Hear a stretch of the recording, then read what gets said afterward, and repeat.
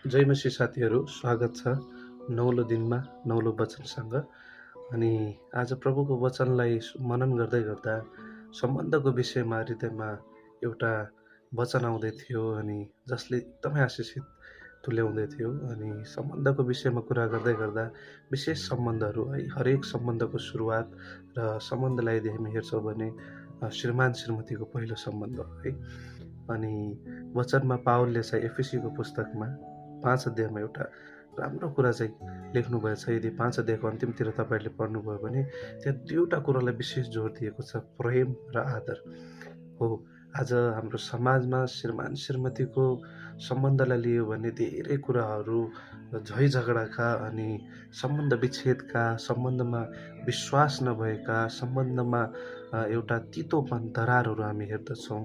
त्यसको कारण नै, मूल कारण नै यी दुईवटा कुरा हुन्। किनभने आजको समयमा सम्बन्धमा त्यो प्रेम र आदरको कमी एकदमै आइरहेको छ। र वचनले हामीलाई कति मिठो तरिकाले सिकाइसकेको छ कि श्रीमानहरूले आफ्नो श्रीमतीलाई प्रेम गर्नुपर्छ र श्रीमतीहरूले पनि आफ्नो श्रीमानलाई आदर गर्नुपर्छ।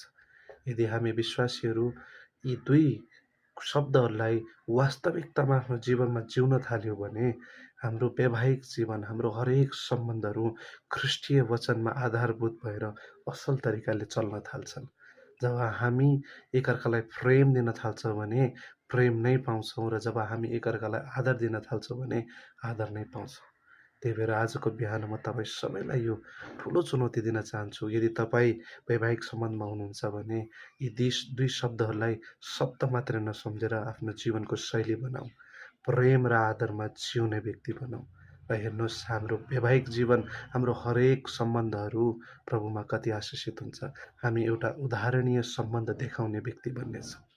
प्रभुले तपाईँ सबैलाई आशिष दिनुभएको होस् र हरेक सम्बन्धमा परमेश्वरको आशिष रहेको होस्। धन्यवाद। जय मसीह।